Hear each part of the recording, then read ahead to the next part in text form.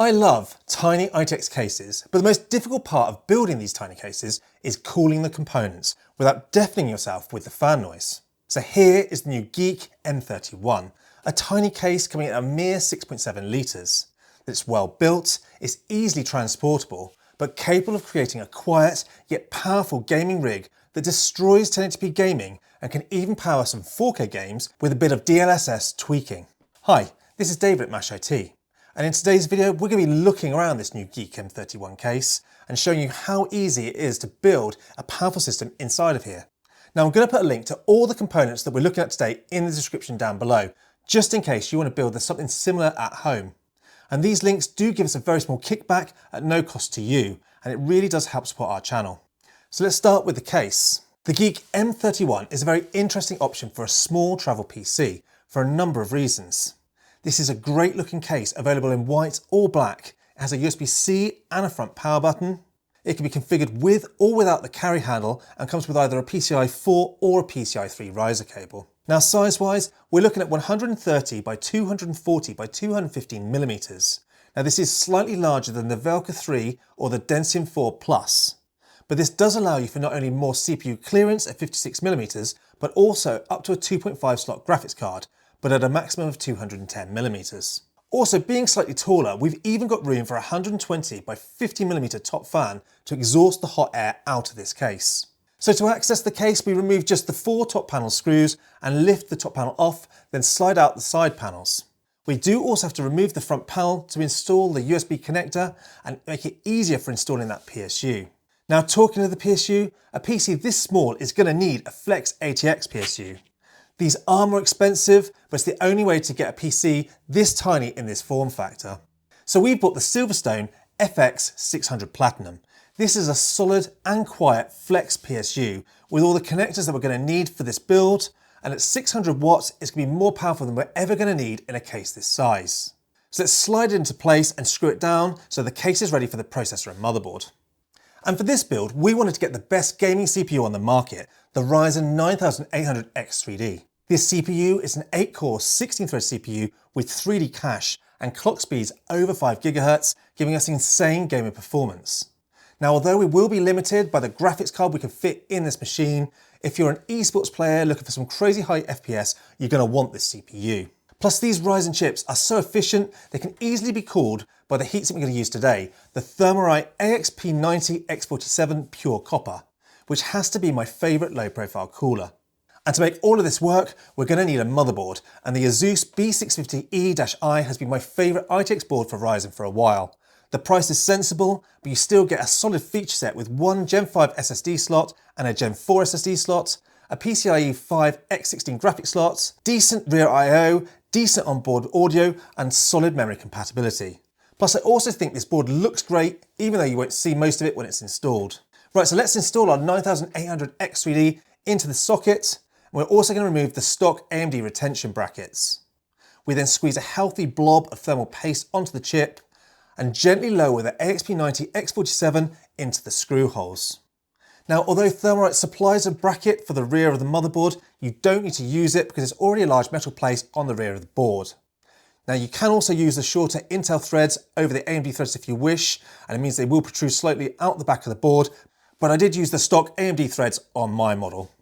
Last, we just need to plug the PWM fan header into place and the CPU is now done. And for the SSD, we've used the Crucial P310 2TB Gen 4 drive. These are reasonably new drives from Crucial that offer great Gen 4 performance at a competitive price. Now, you could opt for a Gen 5 drive, but they are still very expensive at the moment. And for the RAM, we wanted to add a dash of RGB to this black case. So we've chosen the 32GB of Kingston Fury Beast 6000MHz Expo kit. This is a fast RAM kit with great latencies, it looks good, and it also comes in at a great price. Now, once both those chips are inserted into the motherboard, it's actually built and ready to install into the case. We've got to make sure that the PSU cables are out of the way. We then put the riser cable through the dedicated slot, and it's time to gently lower the motherboard into place, and then screw it down with the 4 provided screws. Now is a good time to plug in that riser cable and screw it into the back of the motherboard tray. And now is also a good time to plug in the CPU 24-pin and 8-pin power cables. So with our motherboard secured into place, let's add that top 120mm fan. Now I'm going to be using the Noctua 120 by 50mm as they're incredibly quiet fans but still push a great amount of air. And being at the top of this case, this is going to exhaust the hot air from our GPU and CPU out of the case. With the fan screwed into place, we also need to plug in the fan PWM cable to the actual motherboard and then make sure that there's actually no cables fouling the actual fan fins. Next we need to add the GPU, and for a tiny case like this with only 210mm available for the graphics card, we've opted for a 4060 Ti. Now I know the 4060 Ti got a lot of flack on release due to its performance not being much better than the 3060 Ti that it's replaced. But there are some great gains here which are very useful for the small form factor enthusiasts such as myself, such as low power draw and low temps. This card without any undervolting comes in at under 150 watts, and this makes it incredibly easy to cool in a compact case like this one. Plus with frame generation, even though it's really a 1080p graphics card, I was still able to place my favourite games on my 4K mini LED display, and that's impressive. But as I say, this 4060 Ti is really designed as a 1080p card, and combined with my 240Hz 1080p Anywhere monitor and the 9800 X3D processor, this little system will make a great esports machine where you want to be hitting those high FPS numbers in games such as Counter-Strike or Apex. Okay, so let's plug the 4060 Ti into the riser cable and screw down that card. All we've got left to do is add the front panel connectors and then screw on that front panel, tidy away all those excess cables, then slot on the side panels and screw down the top. Talking of the top, this case can be bought with an optional carry handle, and with a case this size, I think this is a really great addition. The handle feels solid and is held in place with two large screws. And this case, when built, only comes in at 5 kilograms, so it's very easy to lift with a handle and move around. Now you can also pack it in a small bag with a keyboard, mouse and a screen, makes for a very handy travel setup. I'm still rocking my Asus 17-inch 1080p 144Hz USB-C monitor, which is amazing when paired with this 4060 Ti and 9800 X3D when I'm gaming on the go. Anyway, with this machine all built, let's take it over to my gaming desk and test out its noise and temperatures. And because this case is going to be sitting very close on the desk beside me, I did tune it for low noise rather than low temps. So with all of the fan profiles in BIOS set to silent, this machine is just a light whoosh beside me, even when gaming, and comes in at a very low 37 decibels on my long gaming sessions. And even with those lower fan speeds, that 9800 X3D still managed to maintain 5 GHz, albeit at a toasty 84.5C in Battlefield 2042, which uses a fair amount of CPU. And we can see how efficient the CPU is, consuming only 90 watts of power doing so. And with regards to the GPU, the temps get up to 73C with only 53% of the fan speed. And although I am happy with these temperatures, a good undervolt on that 4060 Ti and a PBO undervolt on the CPU works wonders and drops those temps even more for just a few seconds work. Overall, I am incredibly impressed with this new Geeek M31.